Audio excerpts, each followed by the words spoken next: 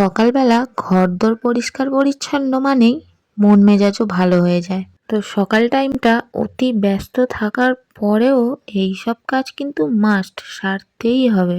একটু শর্টকাট ভাবে বিছানাটা পরিষ্কার পরিচ্ছন্ন করে মুখ হাত পাটা বড্ড টান টান ধরছিল বলে একটু মুখে ক্রিম মেখে নিয়েছিলাম। তারপরে সোজা চলে গেছিলাম রান্না বান্নার জায়গায়, যেখানে রোজ দিনে 3 বার না গেলেই নয়। কারণ সব বাবাজি কথা শুনবে কিন্তু পেট বাবাজি কথা শুনবে না। গিয়ে দেখলাম আজকের আমাদের রান্নার জন্য রয়েছে এই মাছটা। তো চলো আজকের এই মাছটার নাম জানা যাক। তোমরা কমেন্ট করে জানাও এই মাছটার নাম তোমাদের আঞ্চলিক ভাষায় কি নামে পরিচিত। আমি দুটো নাম জানি কিন্তু এই মাছটার। একটা হচ্ছে আমার বাপের বাড়িতে এই মাছটাকে ফ্যাসা মাছ বলে, আর আমার শ্বশুর বাড়িতে পাংখা মাছ বলে। তো মাছটাকে তো আমার ভালো করে কেটে বাছা হয়ে গেছে, চিংড়ি মাছগুলোকেও ভালো করে কেটে নিয়েছি। তো চলো এবারে ধুয়ে নিই। তো আজকের কলে জল চলে গেছিলো, ওই জন্যই বালতিতে মগ দিয়ে কাটিয়েই জল দিয়ে ধুতে হয়েছে। তারপরে মাছগুলোই নুন হলুদ মাখিয়ে রেখে দিয়েছি। আর জানো তো আমার হাতে নাকি উনুন একটু ভাঙে বেশি। আমি কিন্তু বুঝে পাই না কি করে উনুনগুলো আমার হাতে ভাঙে। তো কালকে রান্না করতে যাওয়ার সময় দেখলাম উনুনটা আপনি এরম ফেটে ফেটে যাচ্ছে।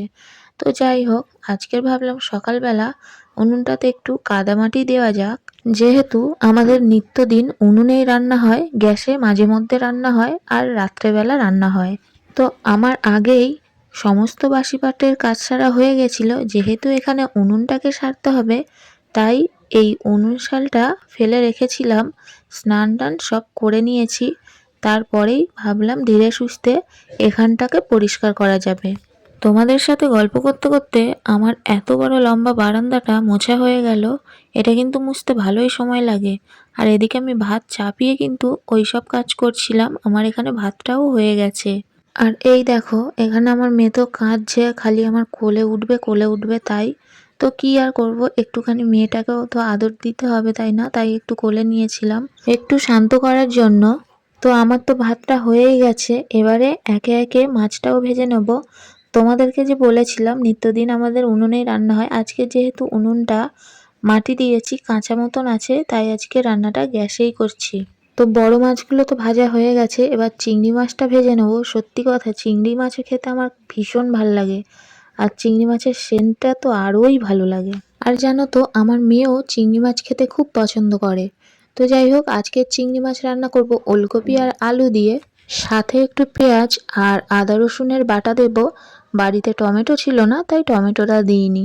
তো কড়াইতে ওই মাছের তেলের ওপরেই একটু গোটা জিরে ফোড়ন দিয়ে দিয়েছি। তারপরে ওলকপি আর আলুটা দিয়ে হালকা নেড়ে চেড়ে পেঁয়াজটা দিয়ে দিয়েছি।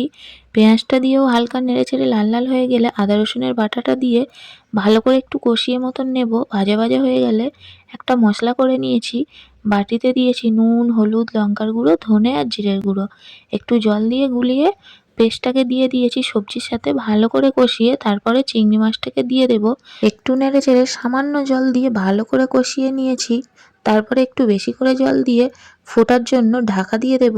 তো 10-15 মিনিট পরে ঝোলটা ঘন হয়ে এলে আর সবজিগুলো সেদ্ধ হয়ে গেলে নুন ঝালের পরিমাণটা ভালো করে চেখে নিয়ে তরকারিটা পুরো গা মাখা হয়ে যেতে নামিয়ে নিয়েছি।